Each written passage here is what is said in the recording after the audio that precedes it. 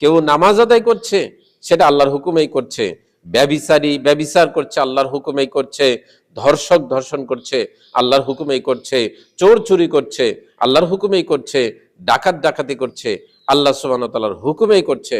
আসসালামু আলাইকুম ওয়া রাহমাতুল্লাহি ওয়া বারাকাতুহু।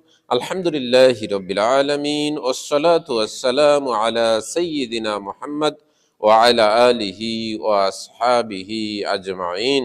প্রশংসা আল্লাহ সুবহানাহু ওয়া তাআলার জন্য, শান্তি অবতীর্ণ হোক জনাবে মুহাম্মাদুর রাসূলুল্লাহ সাল্লাল্লাহু আলাইহি ওয়াসাল্লামের প্রতি। মানুষ বলে থাকে আল্লাহ সুবহানাহু ওয়া তাআলার হুকুম ছাড়া একটি গাছের পাতাও নড়ে না। এই কথাটা কোরআনুল কারীমের একটি আয়াতকে বিকৃত করা হয়েছে। আল্লাহ সুবহানাহু ওয়া তাআলা বলছেন কোরআনুল কারীমের সূরাতুল আনামের 6 নম্বর সূরার 59 নম্বর আয়াতে, ওমা তাসকুতু মিন ওয়ারাকাতিন ইল্লা ইয়ালামুহা। আল্লাহ সুবহানাহু ওয়া তাআলা বলছেন গাছের একটি পাতাও নড়ে না আল্লাহ সুবহানাহু ওয়া তাআলার জ্ঞানের বাইরে। এখানে বলা হয়েছে জ্ঞানের বাইরে। আল্লাহ সুবহানাহু ওয়া তাআলা জানেন গাছের কোন পাতাটা পড়ছে, আল্লাহ সুবহানাহু ওয়া তাআলা জানেন। আপনি প্রকাশ্যে কি কাজ করছেন, গোপনে কি কাজ করছেন, এটা আল্লাহ সুবহানাহু ওয়া তাআলা জানেন। আল্লাহ সুবহানাহু ওয়া তাআলার জ্ঞানের বাইরে কিছুই নেই, এই কথাই বোঝানো হয়েছে। এটি জাবেরিয়া সম্প্রদায়ের একটি আকীদা। তারা মনে করে থাকে তাকদীর আল্লাহ সুবহানাহু ওয়া তাআলা লিখে রেখেছেন এবং সে যা কিছু করছে তার তাকদীরে তা লেখা আছে। কেউ ভালো কাজ করছে, সেটা তার তাকদীরে লেখা আছে। কেউ মন্দ কাজ করছে, সেটা তার তাকদীরে লেখা আছে। মানুষের তাকদীরে যা লেখা আছে তার বাইরে সে কিছু করতে পারে না। সে হচ্ছে একটি পুতুলের মতো। পুতুলকে যেমন যেভাবে নাচায় সেভাবে নাচে, মানুষও ঠিক তেমনি আল্লাহ সুবহানাহু ওয়া তাআলা যেমন লিখে রেখেছেন মানুষও তেমনি কাজ করছে। কেউ ভালো কাজ করলে সেটাও আল্লাহর হুকুমে করছে, কেউ মন্দ কাজ করে থাকলে সেটাও আল্লাহর হুকুমে করছে। কেউ নামাজ আদায় করছে, সেটা আল্লাহর হুকুমেই করছে।